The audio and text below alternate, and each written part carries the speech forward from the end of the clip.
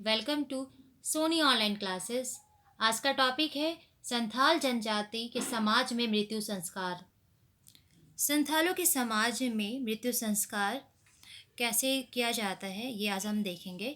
संथाल लोगों में मृत्यु संस्कार एक नियम से किया जाता है। मृत्यु होने के बाद मृत व्यक्ति के शरीर को एक खटिया में लेटाया जाता है, फिर उसके सिर को पानी से पोंछ दिया जाता है, फिर उसे एक कपड़ा पहनाकर खटिया में ही लिटाया जाता है। इस जनजाति में जलाने और गाड़ने दोनों तरह की प्रथाएं पाई जाती है, प्रचलित है, परंतु जिसे जैसा बन पड़ता है वो उसी तरह से मृत्यु संस्कार करते हैं। मृत शरीर को गाड़ने के लिए जो गड्ढा खोदा जाता है वो लगभग 3 से 4 फीट का होता है। गड्ढा खोदने का कार्य ग्रामीण लोग मिलकर करते हैं। ये गड्ढा खोदने के लिए लाए गए सामान मृत व्यक्ति के घर से नहीं लाते हैं। गड्ढा खुदाई के बाद उस गड्ढा को खाली नहीं छोड़ा जाता है। कुछ व्यक्ति वहां रुके होते हैं और कुछ व्यक्ति घर वालों का यह सूचना देते हैं कि गड्ढा तैयार हो गया है। गांव में मृत व्यक्ति का समाचार गोड़ेत द्वारा बताया जाता है। गोड़ेत ही घर घर दुख की बात सारे ग्रामीण को बतलाता है। जो गोड़ेत है वो एक मैसेंजर का काम करता है। गांव में सभी लोग को जाकर वो बताता है कि फलना घर में फलना आदमी का डेथ हो गया है।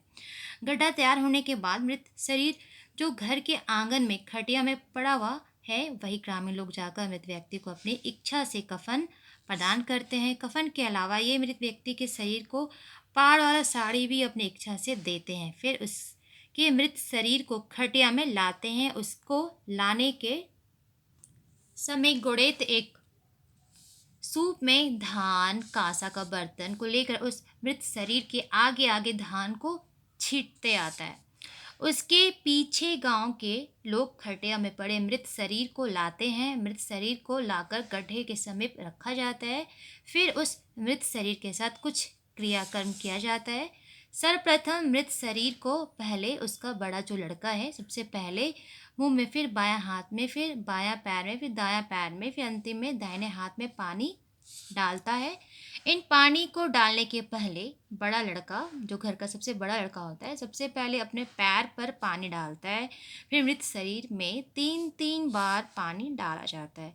उसी प्रकार हर बेटा मृत व्यक्ति के शरीर में उसी प्रकार से पानी डालता है। जो बड़ा के बाद जो भी उनके लड़के हो गए वो सबसे अंतिम में उसका पोता पानी डालता है। यह क्रियाकर्म करने के बाद मृत व्यक्ति का बड़ा बेटा हसुआ द्वारा प्रदान करता है, उसे हसुआ द्वारा करता है। इन चीज़ों को काटकर मृत शरीर के ढके कफन को थोड़ा फाड़कर उसमें इनको बांध कर रखा जाता है। फिर मिट्टी का थोड़ा गोलियां बनाकर उन चीज़ों को कफन से निकालकर मिट्टी के अंदर डालकर उस मिट्टी को पुआल में आग लगाकर थोड़ा जलाया जाता है। फिर उसे मिट्टी सहित निकालकर पुनः उसे कफन में बांध दिया जाता है। एक बांस के छेद में डालकर उसे पूरी तरह से बंद कर दिया जाता है। उस बांस को सूप में रखा जाता है। संथाल लोगों का मृत शरीर को डालने वाला गड्ढा उत्तर दक्षिण में खुदा होता है। सारे क्रिया को समाप्त कर मृत शरीर को गड्ढा में फिर उतारा जाता है। इसमें मृत शरीर का सिर दक्षिण की ओर किया जाता है, फिर उसे गड्ढा में उतारा जाता है। मृत शरीर के साथ उसके द्वारा प्रयोग किया जाए जो भी प्रयोग किया जाता है, जैसे कपड़ा, तेल, कंघी, साबुन, चप्पल, सारे वस्तुओं को मृत व्यक्ति के शरीर के साथ ये सारी चीज़ें डाल दिया जाता है। मृत शरीर को गड्ढा में उतारने के बाद मृत व्यक्ति के बड़े जो बेटा होता है उसके द्वारा उसे मुखाग्नि दिया जाता है। मुखाग्नि देने के समय लड़का अपने मृत शरीर की ओर नहीं देखता है। यह कार्य करने में गोड़ेत उसकी मदद करता है। इसके लिए एक पतली डाली में आग लगाकर उस डाली को मृत व्यक्ति के मुंह में डाल देता है। यह क्रियाकर्म खत्म होने के बाद मृत शरीर को ऊपर से बांस के टुकड़ों द्वारा ढक दिया जाता है। बांस से पूरी तरह ढकने के बाद उसके ऊपर बड़ा बड़ा ताड़ पत्ता से ढका जाता है। इन बांस और ताड़ पत्ती से ढकने का मुख्य उद्देश्य होता है कि मृत शरीर कब्र के अंदर जल्दी खराब ना हो। इनसे ढकने के बाद मृत व्यक्ति का बड़ा लड़का कुदाल से 3 कुदाल मिट्टी को उस कब्र के ऊपर अंदर डालता है। ठीक उसी प्रकार एक एक करके उसके सारे रिश्तेदार 3 3 कुदाल मिट्टी उस पर डालने के बाद उस कब्र के ऊपर कांसा का बर्तन रखे गोबर पानी के घोल को डाल दिया जाता है। फिर सबसे आखिरी में बांस में रखे उस वस्तु को जिसमें मृत व्यक्ति के काटे गए नाखून और बाल थे उसे मिट्टी के उस कब्र में डालकर ढक दिया जाता है।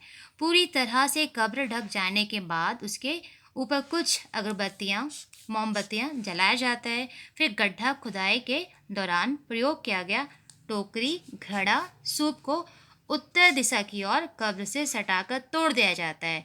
इसके बाद पुरुष कब्रिस्तान से लौटकर सीधे स्नान करने के लिए घाट जाते हैं, परंतु स्त्रियां कब्रिस्तान नहीं जाती है। पर मृत व्यक्ति के नाम पर ये स्त्रियां भी घाट स्नान करने जाती हैं। ये वहां से लौटकर हल्दी और सरसों तेल लगा लेती हैं। घाट से लौटने के बाद मृत व्यक्ति के स्थान में सभी कोई पानी रख देते हैं। मृत्यु संस्कार के खत्म होने के पश्चात ये उसके नाम से भोज देते हैं।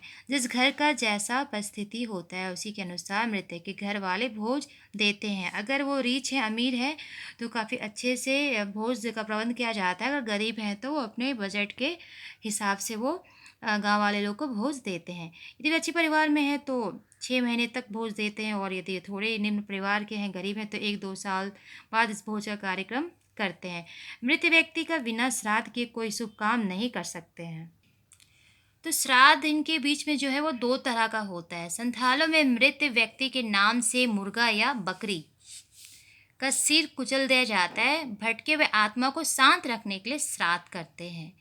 दूसरा, यदि कब्र जगह में कदम का वृक्ष उगता है तो एक मरी हुई स्त्री का पति कदम का वृक्ष होता है और उसे उस वृक्ष के साथ शादी कर दी जाती है। तो गाइज, ये संथाल जनजाति के समाज में जो मृत्यु संस्कार होते हैं वो संस्कार है। तो गाइज, अब मिलते हैं न्यू वीडियो में न्यू टॉपिक के साथ। जय हिंद।